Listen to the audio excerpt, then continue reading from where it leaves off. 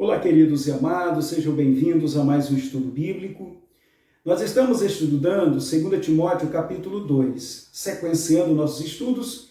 Vamos fazer uso da palavra do Senhor, lendo o versículo 9. Observe a narrativa. Pelo qual estou sofrendo até algemas como um malfeitor, contudo a palavra de Deus não está algemada. Meus queridos e amados irmãos, nós já estamos familiarizados com esta perícope do verso 3 a 10, sabendo que a mesma trata do assunto concernente o servo fiel. O apóstolo Paulo, ele começa tratando deste assunto, citando 3 exemplos para Timóteo, como nós já estudamos. Nós já estudamos do versículo 3 até o versículo 8. Eu quero aqui fazer uma retrospectiva por um planejamento pedagógico, para nos trazer à memória aquilo que nós já estudamos. Então, observe os 3 exemplos que Paulo começa este assunto. O primeiro está aí no versículo 4. Nenhum soldado em serviço se envolve em negócio desta vida. Como nós já estudamos, o soldado deveria se precaver, tomar muito cuidado para não praticar atos errôneos que viessem a prejudicar o bom andamento da tropa. Coeso a isto, requer-se do servo fiel que nós também venhamos ter bons procedimentos para não praticarmos atos errados, que venham de alguma maneira prejudicar o bom andamento da igreja no processo coletivo e no processo individual, o nosso testemunho. O segundo exemplo está aí no versículo 5. Igualmente, o atleta não é coroado se não lutar segundo as normas. O que se requeria do atleta? Que ele aprendesse todos os requisitos, todas as leis exigentes para participar das Olimpíadas. Então, esse atleta comprometido com os Jogos Olímpicos, ele ia decorar todos os procedimentos, para desta maneira não transgredir nenhuma lei. Sabe, querido, se requer do bons atleta de Cristo, do servo fiel, que nós também venhamos nos esmerar em conhecer as Escrituras. De fato, nos enfadar na leitura, na oração, buscando compreender todos os regulamentos que regem a vida cristã, para aplicá-lo no nosso cotidiano, como nós já estudamos. O terceiro exemplo está aí no versículo 6. O lavrador que trabalha deve ser o primeiro a participar dos frutos. Agora o apóstolo Paulo usa aqui um costume bem pitoresco da época, que era a questão do arar a terra. O agricultor, aquele que está na mão de obra do latifundiarismo, do latifundiário. Ou seja, ele tem cuidado com o seu plantio, ele acorda cedo, ele vai cuidar, ele tem um envolvimento com o seu trabalho. Coeso a isto está a vida cristã. Nós, irmãos, como bons lavradores, como bons agricultores na seara celestial, nós estamos comprometidos com a demanda da igreja. Nós estamos comprometidos na evangelização, nos cultos familiares, nas escolas de EBDs, ou seja, nós temos a nossa vida congregacional em dias, os nossos devocionais em dias, nós estamos comprometidos com a obra de Deus e é isto que se requer de um servo fiel. Para concluir a nossa retrospectiva, observe o versículo 7 e o versículo 8. Pondera o que eu acabo de dizer, porque o Senhor te dará compreensão em todas as coisas. Veja que no versículo 7, Paulo diz, Timóteo, todo o processo interpretativo dos eventos parte do pressuposto escriturístico. Ou seja, nós vamos entender as realidades dos fatos, nós vamos compreender as realidades dos eventos a partir de um conhecimento escriturístico. A partir do que a palavra de Deus nos diz concernente a isto.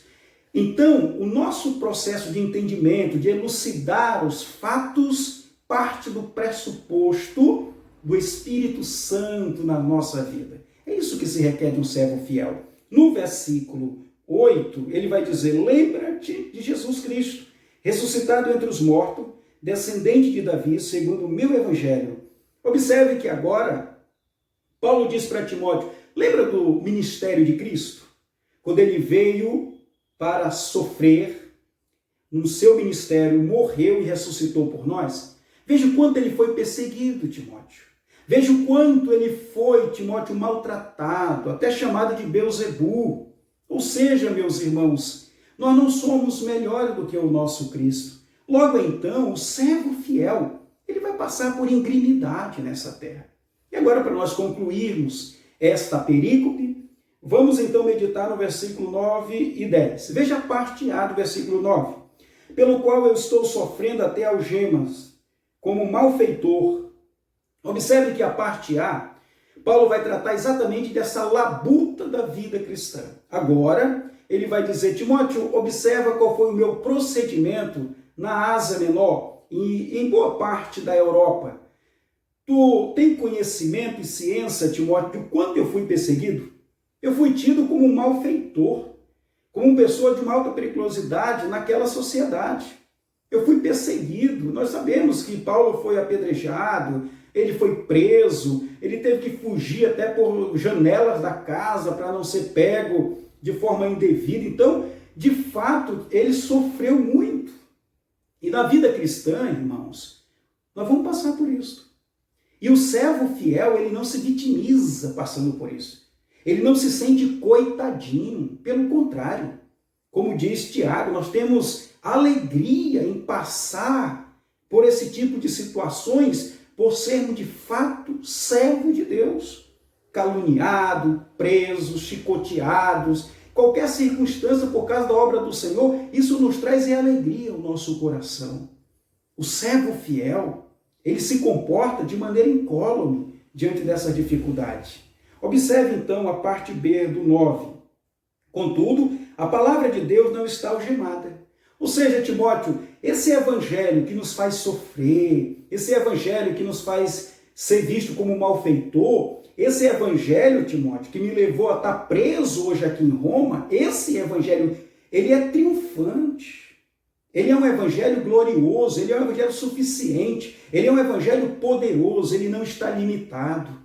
Esse evangelho, Timóteo, ele tramita nos palácios, nos palafitas, nas prisões, nas metrópoles. Esse evangelho, Timóteo, ele é suficiente para adentrar nos lugares mais difíceis que nós possamos imaginar. Então, Timóteo, o teu comportamento diante das realidades, dos enfados desta vida, Timóteo, será um processo de evangelização também. Sabe, meus irmãos, Timóteo precisava compreender que mesmo Paulo ali preso, ele conseguia se comunicar com as igrejas através das missivas, através das cartas, das epístolas, na fé. E desta maneira, esse Paulo fervoroso lá naquela prisão em Roma, ele conseguia fortalecer outros irmãos que não estavam presos literalmente ali no cárcere romano. Ou seja, através do nosso testemunho, outras pessoas podem sentir a fragrância do Espírito Santo e se converterem. E serem, meus irmãos, mudados pela palavra de Deus. Então Paulo vai dizer isto para Timóteo. Timóteo, a vida cristã é labutosa. A vida cristã, Timóteo, requer que nós sejamos bons soldados, bons atletas, bons agricultores, que interpretemos tudo a partir da cosmovisão bíblica e que não esqueçamos nunca que Jesus Cristo também sofreu por nós, para que nós não viemos desta maneira nos vitimizar. E aí Paulo termina esta perícope, meu irmão, no versículo 10 dizendo, por esta razão, ou seja, pelo evangelho ser suficiente, ser eficaz, pelo evangelho que cura, salva, liberta, por esse evangelho que não está limitado, não está algemado, aí vai dizer exatamente isso, por esta razão, tudo suporto por causa dos eleitos. Ou seja, que o Senhor, por sua infinita graça, cumpra aquilo que Ele idealizou pelo seu beneplácito. Timóteo, sabe por quê? Que aqui nesta prisão eu estou me mantendo firme, eu alimento a minha fé por amor dos eleitos, por amor àqueles que ainda vão se converter. Meu irmão, o servo fiel, ele pensa nisto. O servo fiel, ele não baixa a cabeça, ele não se amedronta diante das dificuldades, porque ele sabe que existem outros campos, outros lugares, outras pessoas que também precisam de receber Jesus como Salvador.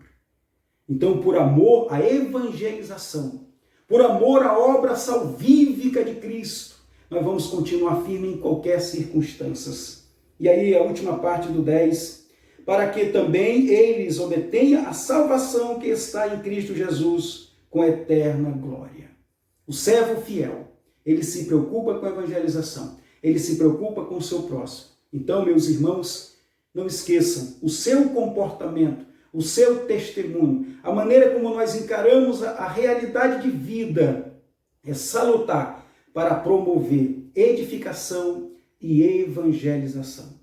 Para recapitular, a maneira como nós lidamos com as situações na nossa vida, a maneira que nós cremos no Senhor, ela vai nos ajudar na evangelização. Ela vai nos ajudar a compreender qual é o propósito do Senhor. E assim, na edificação e na evangelização, nós viveremos em qualquer circunstância. Que Deus abençoe. Até a próxima meditação. Amém.